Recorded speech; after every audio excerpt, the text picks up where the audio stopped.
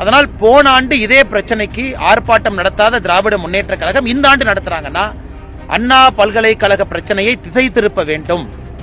அவர்கள் கட்சியால சம்பந்தப்பட்டிருக்கிறாங்க, கெட்ட பேர் இருக்கு, பொதுமக்கள் கோவத்தில் இருக்கிறாங்க என்கின்ற ஒரே காரணத்திற்காக உப்புச்சப்பில்லாத காரணத்துக்கு இன்னைக்கு ஆர்ப்பாட்டம். ஒருவேளை வந்துச்சுன்னா சரி, வந்துச்சுன்னா நானே வந்து உங்கள்கிட்ட போராட்டத்தில் உட்கார்றேன். இதை விட என்ன சொல்றது?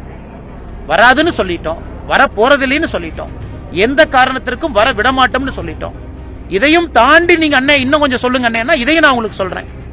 நானும் வந்து உங்களோட உட்கார்றேன். யார் பேசினாங்கன்னா அண்ணா இது வந்து தோழமை சுட்டுதலுங்கண்ணா, அவங்களுக்குள்ள அவங்க சண்டை போட்டுக்குவாங்க, திரும்ப நாளை காலையில வெக்கமே இல்லாம திரும்ப உட்காந்து பேசுவாங்க. ஆனா இன்னைக்கு ஆராஜா அவர்கள் இந்த மாதிரி ஆராசான சொல்லியிருந்தாங்க அப்படின்னா கம்யூனிஸ்ட் நண்பர்கள் கூட்டணியிலிருந்து வெளியே வரணும். சேகர்பாபு நக்கலா சொல்றாரு, கொடுப்பதை கொடுத்தா வாங்குறத வாங்கிட்டு எங்களோட இருப்பாங்க அப்படின்னு. அதனால கம்யூனிஸ்ட் தோழர்கள் அதெல்லாம் பார்த்துட்டு தான் இருக்காங்க. தமிழ்நாட்டில் 3.5 ஆண்டு காலமாக திமுக செல்வதற்கெல்லாம் சாமரம் வீசி வீசி இன்னைக்கு கம்யூனிஸ்ட் கட்சி நீர்த்து போயிருச்சு. அப்படி சொல்றாங்கண்ணா, திமுகவுக்கு 3.5 ஆண்டுகளாக சாமரத்தை வீசி வீசி இன்னைக்கு கம்யூனிஸ்ட் கட்சி நீர்த்து போய் மக்களுக்காக போராட வேண்டிய ஒரு கட்சி வேடிக்கை பார்த்து கொண்டு நிற்கிறது. இன்னைக்கு திமுகவினுடைய ஒரு தலைவர்களும் கம்யூனிஸ்ட் கட்சியை கேவலப்படுத்துறாங்க. இதை கம்யூனிஸ்ட் கட்சி தோழர்களும் பார்த்து கொண்டிருக்கின்றீர்களா என்கின்ற கேள்வி அவங்க முன்னாடி வைக்கிறாங்க. கனிமொழி அக்காக்கு பிரச்சனை ஆகி போச்சு. அவங்க பிறந்த நாளுக்கு போஸ்டர் அடிச்ச பிறகு சட்டப்பேரவை நோக்கின்னு மகளிர் அணி ஒரு போஸ்டர், கலைஞர் கருணாநிதி ஐயாவுடைய உண்மையான வழித்தோன்றல் அப்படின்னு அது ஒரு போஸ்டர். கனிமொழி அக்கா இன்னைக்கு பிரச்சனையில் இருக்கிறாங்க. அதனால இந்த போராட்டத்தில் இந்த மாதிரி 2 சொன்னா தான் கனிமொழி அக்கா தப்பிக்க முடியும். அவங்களுக்கு அவங்க பிரச்சனை, எல்லோருக்கும் ஆளுநரை பயன்படுத்தி அவங்க பிரச்சனையிலிருந்து தப்பிக்க வேண்டும். கனிமொழி அக்காவை பொறுத்தவரை அவர்களுக்கு கொட்டி இருக்கக்கூடிய பிறந்தநாள் சுவரொட்டியிலிருந்து அவர்கள் தப்பிப்பதற்கு ஆளுநரை பயன்படுத்துறாங்க. முதலமைச்சரை பொறுத்தவரை அண்ணா யூனிவர்சிட்டி பிரச்சனையிலிருந்து தப்பிக்கிறதுக்கு அவர் ஆளுநரை பயன்படுத்துறாங்க. இன்னைக்கு ஆளுநரை பொறுத்தவரை பகடைக்காயாக ஒரு அரசியல் கட்சியும் பயன்படுத்துகின்றார்கள் என்பதுதான் நிதர்சனமான உண்மைங்க. அண்ணா, நம்முடைய பத்திரிகை நண்பர்களுக்கு எங்களுடைய மாலை வணக்கத்தை தெரிவித்துக் கொள்கின்றோம். சென்னை புத்தக கண்காட்சியில் இன்று வந்து பதிப்பாளர்கள், புத்தக வெளியீட்டாளர்கள் அவங்க ஸ்டாலையெல்லாம் பார்க்கறக்கு ஒரு பெரிய வாய்ப்பு. மிக அற்புதமான ஒரு புக் ஃபேர் ஜனவரி 12ஆம் தேதி வரை இருக்கு. அதனால் பொதுமக்களுக்கு முதல் அன்போடு நான் சொல்வது, குறிப்பாக அவங்க குழந்தைங்களை கூட்டிட்டு வாங்க, புத்தகத்துக்கு ஒரு அறிமுகம் கொடுங்க. ஆன்லைனில் ஆர்டர் பண்ணுறது வேற, இவ்வளவு புத்தகங்கள் இருக்கக்கூடிய இடத்துக்கு வரும்போது இன்ஸ்பயர் ஆவாங்க. நிறைய புத்தகங்கள் படிக்க வேண்டும் என்கின்ற ஒரு தூண்டுதல் வரும், எண்ணம் வரும். அதனால் நம்முடைய அன்பு சொந்தங்கள் எல்லாம் அதை பயன்படுத்தி ஜனவரி 12ஆம் தேதிக்குள்ள நீங்கள் வர வேண்டும் என்று பண்போடு நான் பாசத்தோடு கேட்டுக்கொள்கின்றேன். அதை தாண்டி பத்திரிகை நண்பர்களுக்கு கேள்வி இருக்கு, ஒன்னொன்னா கேளுங்கன்னா பதில் சொல்றேன்.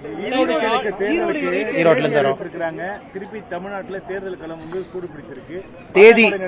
தேதி அறிவித்திருக்கக்கூடிய எலெக்ஷன் கமிஷன் போன முறை ஈரோடு கிழக்கு தேர்தல் எப்படி நடத்தினாங்களோ அது மாதிரி நடத்தாம நேர்மையாக நடத்துவார்கள் என்று நாங்கள் நம்புகின்றோம். ஏன்னா போன தர மாதிரி தேர்தல் நடந்துச்சுன்னா அது ஜனநாயகத்தை வந்து ஒரு புதைக்குழியிலே புதைத்தார்கள். போன முறை பட்டியல் அடைச்சு வச்சு கிஃப்ட் மேல கிஃப்ட், பணத்துக்கு மேல பணம், கரியிலிருந்து அவங்களுக்கு வீட்டுக்கு தேவையான பொருட்கள் இருந்து அரசியல் கட்சிகள் அங்கே நின்று கொண்டு வாங்கி கொடுப்பதாக நின்று கொண்டிருந்தார்.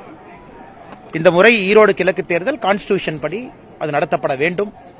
இன்னைக்கு டெல்லிக்கு அறிவிச்சிருக்கிறாங்க, அதே நேரத்தில் ஈரோடு கிழக்கு அறிவிச்சிருக்கிறாங்க. நேரம் இருக்கு. பாரதிய ஜனதா கட்சியை பொறுத்தவரை என்டிஏ கூட்டணி இல்லாமல் இருக்கிறோம். ஆனால் எல்லா தலைவர்கள்ட்டையும் பேசி ஒரு முடிவை நாங்கள் அறிவிக்கின்றோம், எப்படி இந்த தேர்தலை நாங்கள் எதிர்கொள்ளப் போகின்றோம் என்று. அதே நேரத்தில் இந்த முறை தமிழகத்தில் சிறப்பு கவனம் கொடுத்து தேர்தல் ஆணையம் ஈரோடு கிழக்கு தேர்தலில் ஒரு கடிவாளம் இட்டு, எப்படி ஒரு குதிரை கடிவாளம் போட்டு கண்ட்ரோலில் வச்சிருப்பாங்களோ அந்த மாதிரி தேர்தல் நடத்தணும். ஏன்னா மக்களுக்கு வந்து ஃபெட்டிக் ஃபேக்டர் வந்துடும். ஈரோடு கிழக்கை பொறுத்தவரை 3வது தேர்தல் எதிர்கொள்றாங்க. 2026 4வது முறை ஓட்டு போட போறாங்க. அதனால எங்களுடைய நிலைப்பாட்டை விரைவில் நாங்கள் அறிவிக்கின்றோம். 10ஆம் தேதிக்கு மேலதான் கெசட் நோட்டிபிகேஷன் வருது.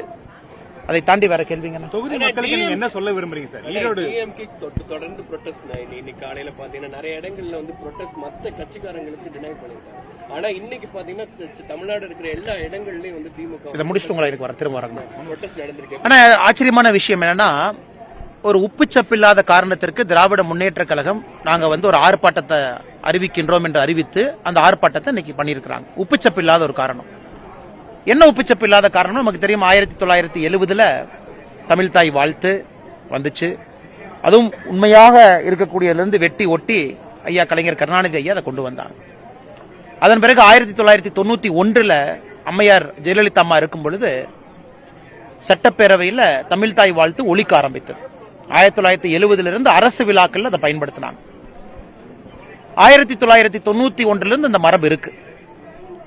இன்னைக்கு ஆளுநர் ஒரு கருத்தை சொல்லலாம், மாநில அரசு ஒரு கருத்தை சொல்லலாம், அது வேறு. கருத்து பரிமாற்றம் என்பது வேறு. ஏத்துக்கிறதும் ஏத்துக்காததும் ஜனநாயக முறையில் அது நமக்குள்ள இருக்கக்கூடிய பரஸ்பரமான ஒரு விஷயம்.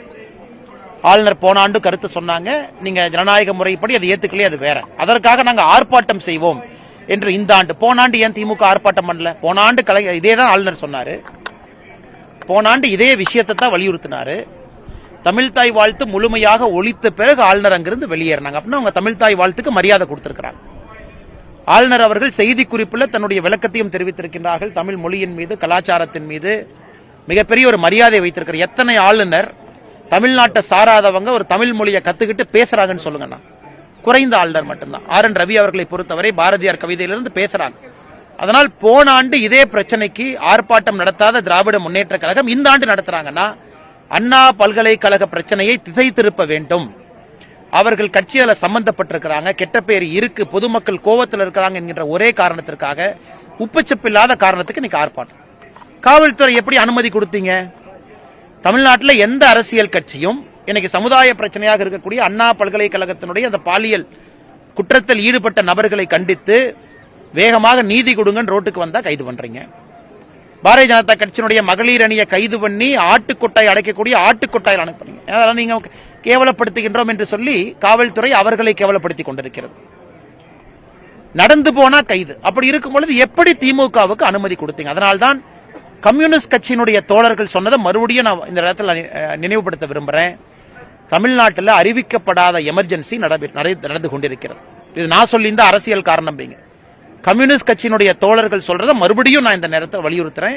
அறிவிக்கப்படாத எமர்ஜென்சி. செகண்ட், ஆளுநரை எதிர்த்து ஆபாசமான போஸ்ட் ஒட்டுறான். தமிழ்நாடு முழுவதும் திமுக காரன் பேர் போட்டே ஒட்டுறான். காவல்துறை என்ன கையை கட்டிக்கொண்டு வாயை பொத்திக் கொண்டு வேடிக்கை பார்த்து கொண்டிருந்தால் இது என்ன இங்க நியாயம் இருக்கா? நீதி இருக்கா? இங்க உண்மையாலுமே ஒரு போலீஸ் போர்ஸ் இருக்கா? சட்டம் எதற்கு இருக்கு? அதனால ஆளுநரை எதிர்த்து ஆபாசமா போட்டு நாளைக்கு ஆளுநர் ஒரு கான்ஸ்டிடியூஷனல் அத்தாரிட்டி. பிஜேபி முதலமைச்சரை எதிர்த்து ஆபாசமா போஸ்ட் ஒட்டினா அப்ப அவங்களுக்கு ஒரு நியாயம், எங்களுக்கு ஒரு நியாயமா? எங்களுக்கு தான் முதலமைச்சர் பிடிக்கல, எங்களுக்கு தான் முதலமைச்சர் மேல அந்த போஸ்ட் ஒட்டலான்னு இருக்கு. ஆனா ஒட்டாம இருக்கும். ஏன்? அந்த பதவிக்கு ஒரு மரியாதை இருக்கு என்கின்ற ஒரே காரணத்திற்காக. அப்ப ஆளுநரை எதிர்த்து திமுக கார தைரியமா ஒட்டுற அது தப்பு இல்லையா? அப்ப அப்புறம் நீங்க தயவு செஞ்சு இல்ல ஒட்டலாம், எல்லாருக்கும் கருத்து வச்சுன்னா பிஜேபி காரங்களுக்கு அனுமதி கொடுங்க, நானே எங்கால போய் ஒட்ட சொல்றேன் முதலமைச்சர் எதிர்த்து. அதனால இதை வன்மையா கண்டிக்கிறோம். எல்லோருக்கும் என்ன ஒரு நியாயம் இருந்தா, சட்டம் இருந்தா அது நடுநிலைமையாக இருக்கணும், எல்லாருக்கும் இருக்கணும். அதனால இன்னைக்கு திமுகவினுடைய போராட்டம் தேவையில்லாத உப்புச்சப்பில்லாத ஒரு போராட்டம். உதாரணத்துக்கு மதுரை, அங்க இருக்கக்கூடிய விவசாய பெருமக்கள் எல்லாம் அங்க இருக்கக்கூடிய ஹெட் போஸ்ட் ஆபீஸை நோக்கி போறாங்க. மத்திய அரசு அவர்களுடைய தரப்பை தெளிவா சொல்லிட்டாங்க, இங்கே டங்ஸ்டன் சுரங்கம் நாங்கள் அமைக்க போறதில்லை, மாநில அரசுக்கு வலியுறுத்தி இருக்கிறாங்க, நீங்க எந்த விதமான நடவடிக்கை எடுக்காதீங்க. ஏன் முதலமைச்சருக்கு மதுரை போய் அங்க இருக்கக்கூடிய விவசாய பெருமக்கள் எல்லாம் ஒன்னா உட்கார வச்சு இங்க டங்ஸ்டன் சுரங்கம் வராதுன்னு சொல்றதுக்கு என்ன பிரச்சனை அவருக்கு? மத்திய அரசு தெளிவுபடுத்திய பிறகு இவங்க என்ன அன்கோ போட்டுக்கிட்டாங்களா தனியார் கம்பெனியோட? நான் தெரியாம கேட்கிறேன். இங்க ஆளுகின்ற திராவிட முன்னேற்ற கழகத்தினுடைய அரசு யாரு டெண்டர் எடுத்தாங்களோ அவங்க அன்கோ போட்டிருக்காங்களா? மத்திய அரசு வராது என்று சொல்லிய பிறகு முதலமைச்சருக்கு வாயத்தரும் சொல்றதுல என்ன பிரச்சனை? மதுரைக்கு போய் அங்க இருக்கக்கூடிய விவசாய பெருமக்கள்கிட்ட வராது, இது வருவதற்கு நான் விடமாட்டேன், முதலமைச்சருக்கு வராது ஒரு ஃபுல் ஸ்டாப் வைக்கிறதுக்கு என்ன பிரச்சனைங்கன்னா இதற்கு முதலமைச்சர் போயிருக்கணும். அதை விட்டு விட்டு உப்புச்சப்பில்லாத ஒரு காரணத்திற்கு ஆளுநரை எதிர்த்து நான் போராட்டம் பண்றேன், இங்க கனிமொழி அவர்களோ முக்கியமான தலைவர்களோ இங்க பண்றாங்களா? அவங்கள மதுரைக்கு போய் மதுரையில விவசாய பெருமக்கள்கிட்ட சொல்லுவோம், டிராக்டர்ல வண்டியிலேயே அவங்க கால் கடுக்கு நடந்து வர்றாங்க. அதனால் பாரதிய ஜனதா கட்சி சார்பாக மதுரையில் இருக்கக்கூடிய போராட்டம் செய்யக்கூடிய விவசாய பெருமக்களுக்கு நான் சொல்வது, வராதுங்க ஐயா, வராதுங்க அம்மா, அங்க வராது, வர்றதுக்கு நாங்க விடவும் மாட்டோம், அப்படி எடுத்துங்க. இதை அமைச்சர் கிஷன் ரெட்டி அவர்கள் மிக தெளிவா சொல்லி இருக்கிறாங்க. வருவதற்கு வாய்ப்பு இல்லை. சரியா? உங்களுக்கு என்ன சமாதானம்? நீங்க சமாதானம் அடையலையா? ஒருவேளை வந்துச்சுன்னா சரி, வந்துச்சுன்னா நானே வந்து உங்கள்கிட்ட போராட்டத்தில் உட்கார்றேன், இதை விட என்ன சொல்றது? வராதுன்னு சொல்லிட்டோம், வர போறதில்லைன்னு சொல்லிட்டோம், எந்த காரணத்திற்கும் வர விடமாட்டோம்னு சொல்லிட்டோம். இதையும் தாண்டி நீங்க அண்ணன் இன்னும் கொஞ்சம் சொல்லுங்க அண்ணா, இதையும் நான் உங்களுக்கு சொல்றேன், நானும் வந்து உங்களோட உட்கார்றேன். அதான் மத்திய அரசு தெளிவாக சொல்லிய பிறகு, வராது என்று சொல்லிய பிறகு சார் அரசியல் கட்சிகள் ஏன் தூண்டி வர்றாங்க? முதலமைச்சர் மதுரைக்கு போக ஏன் பயப்படுறாரு? அல்லது கனிமொழி அவர்களையோ இங்க இருக்கக்கூடிய துணை முதலமைச்சரையும் அனுப்பி சொல்ல வேண்டியதானே? அதனால் அங்க எதுக்கு விவசாய பெருமக்கள் ரோட்ல கஷ்டப்பட்டு கால் கடுக்க நடந்து வரணும்? அதனாலதான் முதலமைச்சரை பொறுத்தவரை எங்கே கவனம் செலுத்த வேண்டும் அங்க செலுத்தாம வேலை செய்யறார்கள். ஈரோட பத்தி கேட்டீங்க. கனிமொழி வந்து ஸ்கூல் பிள்ளை ஓடி போற மாதிரி ஆளுநர் நேற்று சட்டமன்றத்தில் ஓடி போனாரு, லீவ் லெட்டர் கொடுத்து கனிமொழி அக்காக்கு பிரச்சனை ஆகி போச்சு. அவங்க பிறந்த நாளுக்கு போஸ்ட் அடிச்ச பிறகு சட்டப்பேரவை நோக்கின்னு மகளிர் அணி ஒரு போஸ்டர், கலைஞர் கருணாநிதி ஐயாவுடைய உண்மையான வழித்தோன்றல் அப்படின்னு அது ஒரு போஸ்டர். அதனால கனிமொழி அக்கா இன்னைக்கு பிரச்சனையில் இருக்கிறாங்க. அதனால இந்த போராட்டத்தில் இந்த மாதிரி 2 சொன்னா தான் கனிமொழி அக்கா தப்பிக்க முடியும். அவங்களுக்கு அவங்க பிரச்சனை, எல்லோருக்கும் ஆளுநரை பயன்படுத்தி அவங்க பிரச்சனையிலிருந்து தப்பிக்க வேண்டும். கனிமொழி அக்காவை பொறுத்தவரை அவர்களுக்கு ஒட்டி இருக்கக்கூடிய பிறந்தநாள் சுவரொட்டியிலிருந்து அவர்கள் தப்பிப்பதற்கு ஆளுநரை பயன்படுத்துறாங்க. முதலமைச்சரை பொறுத்தவரை அண்ணா யூனிவர்சிட்டி பிரச்சனையிலிருந்து தப்பிக்கிறதுக்கு அவர் ஆளுநரை பயன்படுத்துறாங்க. இன்னைக்கு ஆளுநரை பொறுத்தவரை பகடைக்காயாக ஒரு அரசியல் கட்சியும் பயன்படுத்துகின்றார்கள் என்பதுதான் நிதர்சனமான உண்மைங்க. திமுக போராட்டம் நடத்துறாங்க.